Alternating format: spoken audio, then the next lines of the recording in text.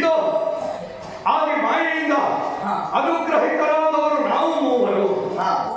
ಹೆಸರನ್ನು ಇಟ್ಟಿದ್ದಾರೆ ಮಾತ್ರ ಅಲ್ಲ, ಮಾಡುವುದಕ್ಕೆ ಉದ್ಯೋಗವನ್ನು ಕೊಟ್ಟಿದ್ದಾರೆ, ಇರುವುದಕ್ಕೆ ಸ್ಥಳವನ್ನು ಕೊಟ್ಟಿದ್ದಾರೆ.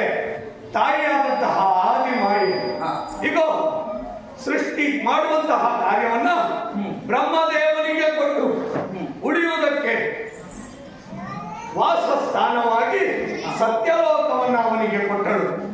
ಆಮೇಲೆ ಪಾಲನಾಕರ್ತೃವಾಗಿ ಮಹಾವಿಷ್ಣುವನನ್ನ ನೇಮಿಸಿ ಉಳಿಯುವುದಕ್ಕೆ ಅವನಿಗೆ ವೈಕುಂಠವನ್ನು ಅನುಗ್ರಹಿಸಿದಳು.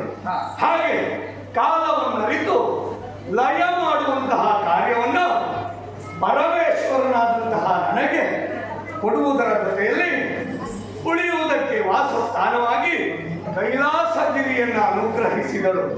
ಕಾರಣ ಏನು? ಅಮ್ಮ ಆಡಿದ ಮಾತೆ ಹಾಗೆ. ಹೋದ ಕಲ್ಪದಿ ಲಯವಾದ ಪ್ರಪಂಚವನ್ನು ಸೃಜಿಸಿ ಪಾಲಿಸಿ ಲಯಗೊಳಿಸಿ ಮಕ್ಕಳೇ ಎನ್ನುವ ಹಾಗೆ. ಅದರಂತೆ ಈ ಕಥೆಯಲ್ಲಿ ಯಾವತ್ತೂ ಧರ್ಮವೇ ಉಳಿಯಬೇಕು, ಅಧರ್ಮ ನಾಶವಾಗಬೇಕು ಎನ್ನುವಂತಹ ಕಾರಣದಿಂದಲಾಗಿ ತ್ರಿಮೂರ್ತಿಗಳಾದಂತಹ ನಾವು ಕಾರ್ಯೋನ್ಮುಖರಾಗಿದ್ದೇವೆ. ಮತ್ತೊಂದು ಮಾತು ಹೇಳ, ಘಟನೆಯೊಂದು ನಡೀತದೆ ಅಂತಾದರೆ ಅದಕ್ಕೆ ಕಾರ್ಯ ಕಾರಣಗಳ ಸಂಬಂಧವೊಂದು ಇರಲೇಬೇಕು. ಯಾಕೆ ಏನು ಗೊತ್ತಿಲ್ಲ. ಈ ಮಾತನ್ನ ನನ್ನ ಬಾಯಿಂದ ಆಡಿಸಿದ್ದಾಳೆ ಯಾಕೆ ಎನ್ನುವುದನ್ನು ನಿರೀಕ್ಷಿಸೋಣ.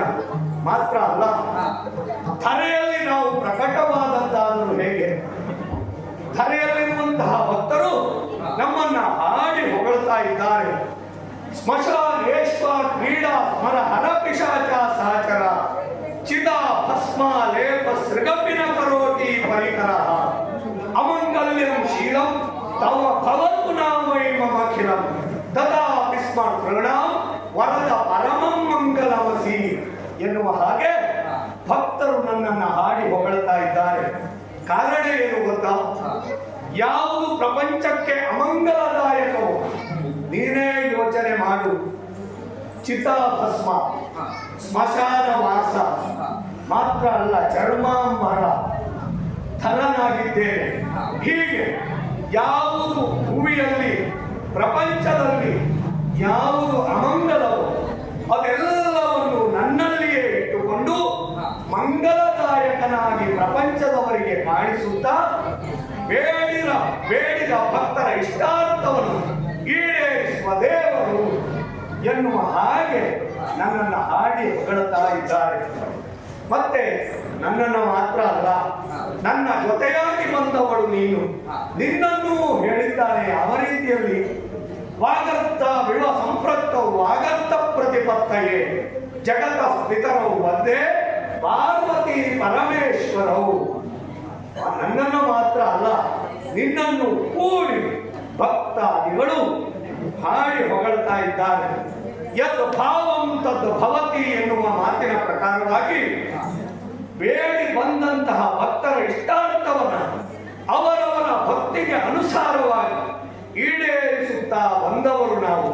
ಪ್ರತಿನಿತ್ಯದಂತೆ ಈ ಕೈಲಾಸಗಿರಿಯಲ್ಲಿ ತಾಂಡವವನ್ನು ಆಡುತ್ತಾ ಸಂತೋಷದಿಂದ ಕಾಲ ಕಳೆಯುತ್ತಾ ಇದ್ದೇವೆ.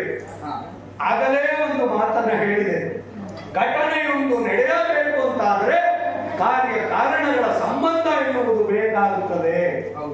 ಯಾಕೆ ಆಡಿದ್ದು ಈ ಮಾತನ್ನ ಗೊತ್ತಾ? ನಿನಗೊಂದು ದೃಶ್ಯವನ್ನ ಕಾಣಿಸಿಕೊಡ್ತೇನೆ. ರೋಚಕವಾದಂತಹ ದೃಶ್ಯವನ್ನು ನಡೆಯಲಿಕ್ಕುಂಟು. ನೀನು ನೋಡ್ತಾ ಇರಬೇಕು ಅಷ್ಟೇ, ಮಾತಾಡಬಾರದು. ಹಾಗೆ ಆಡುವುದಿಲ್ಲ ಅಂತಾದ್ರೆ ನಿನಗೊಂದು ಘಟನೆಯನ್ನ ಇಂದು ತೋರಿಸ್ತೇನೆ. ಕಾರ್ಯ ಕಾರಣಗಳ ಸಂಬಂಧ ಏನು ಎನ್ನುವುದು ನಿರೀಕ್ಷೆಯಲ್ಲಿ ಇರೋಣ. ಹಾಗಾಗಿ ನೀನು ಆ ದೃಶ್ಯ ನೋಡಬೇಕಾ? ಇಲ್ಲಿಯೇ ಮಾತನಾಡ್ತಾ ನಿಂತರ ಆಗುವುದಿಲ್ಲ. ಏನು ಮಾಡಬೇಕು ಗೊತ್ತಾ? ಗಿರಿಯ ತುತ್ತ ತುದಿಯನ್ನ ಏರಿ ನಿಲ್ಲಬೇಕು. ಹಾಗಾದರೆ ಮಾತ್ರ ಘಟನೆಯೊಂದನ್ನು ನೋಡಬಹುದು. ಬಾ.